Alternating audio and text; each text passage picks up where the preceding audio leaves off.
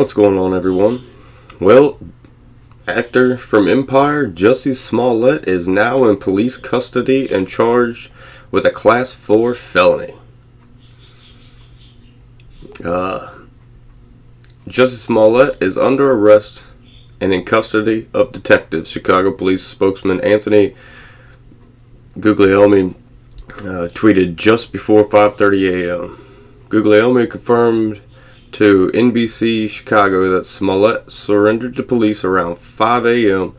at Chicago PD's central booking station at West 18th Street and South 6th Street.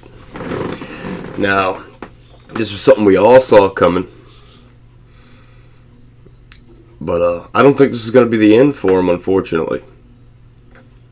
You know, because he still has the FBI investigating that letter that was sent. Because it was through the letter, it was immediately a federal issue.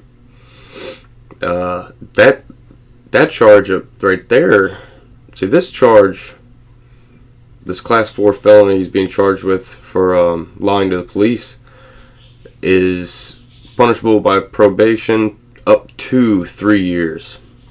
He's on this particular charge, he probably will not see 3 years. He should see something in between. He shouldn't get probation, because I did some digging, and I want to say it was 2007. My brain's not working for me right now. But he lied to the police about an issue back then, too.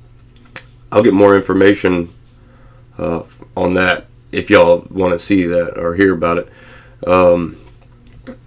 But yeah, so his biggest worry now is because he's probably been watching the news just as well as most of us have.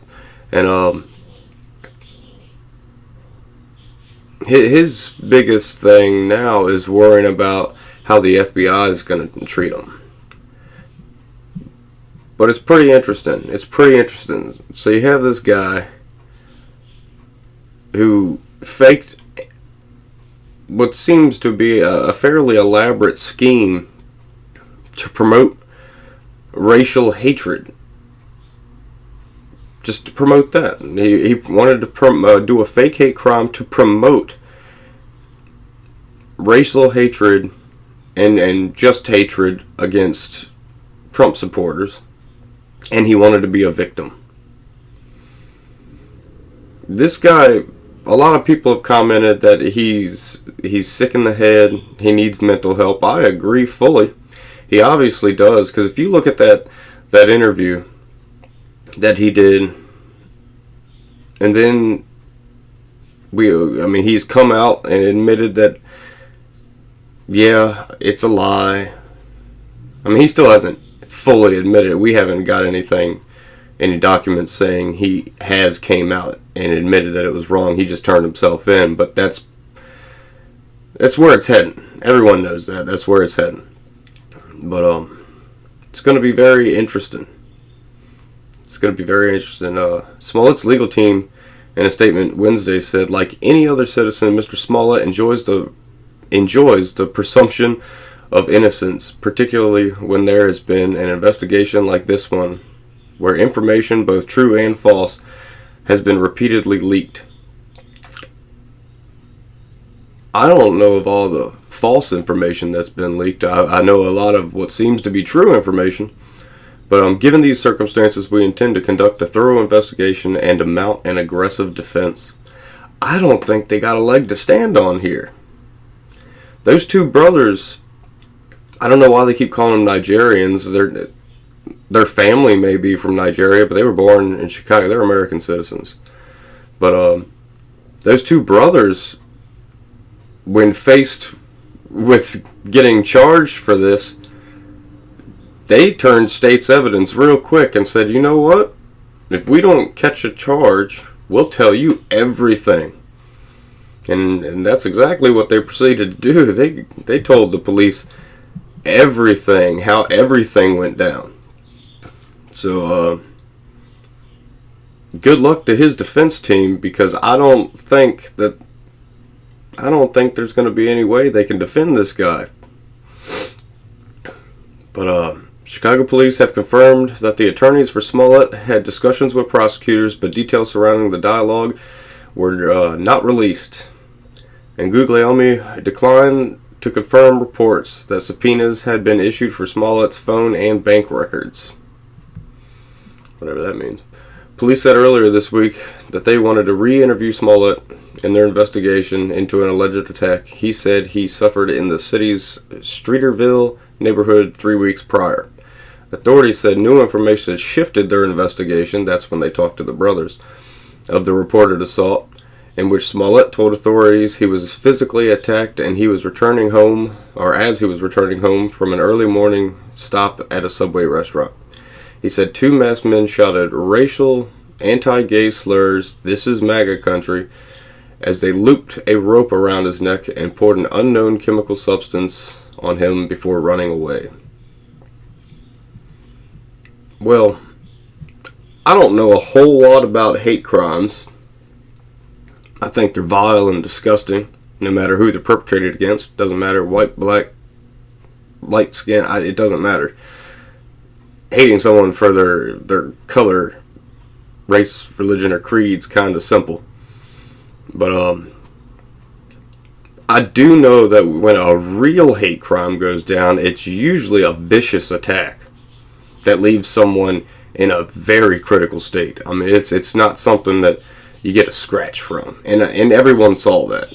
I think everybody that I've talked to, everyone who's left comments, realized from the get-go that this was not your average hate crime. But yeah, surveillance video taken at 10 a.m. on January 28th appears to show brothers Abel and Ola Osendario shopping at a beauty house on 10,041 West Wilson Avenue in the Uptown neighborhood. So that, I mean, what they were telling police was exactly correct. They told them where they got the stuff, blah, blah, blah. And next thing you know, they got the surveillance footage saying, yeah, well, they told us that. So their credibility with the police is pretty high.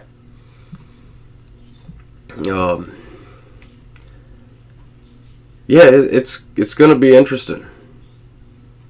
It's going to be this is going to be one of them court cases where everyone's going to follow it, and it's going to be wild to see how this happens. But what can you do? The man is obviously sick. He's got some sort of mental issue going on. But you know who is really good at dealing with mental issues? You know where he can get all the help he needs? A jail. They have experts there that deal with people like him. I mean, this was just crazy. To go through this is just crazy. And I can't confirm it, but reports are coming out that the reason that he did this is because when he mailed that fake note to himself, he didn't get enough sympathy and he didn't get enough media coverage because of that note. So he's whacked out of his mind. But it is confirmed that he is under arrest, and he is being charged with a Class 4 felony for the hoax staging of the attack. But keep in mind that the FBI are still investigating that letter, and that can carry additional charges, which could carry an up to 5-year federal prison sentence. Let's just keep that in mind. But this is ongoing. I'll keep you updated as much as I can, up to the minute. And as always, like, share, and subscribe, and I'll catch y'all on the flip side.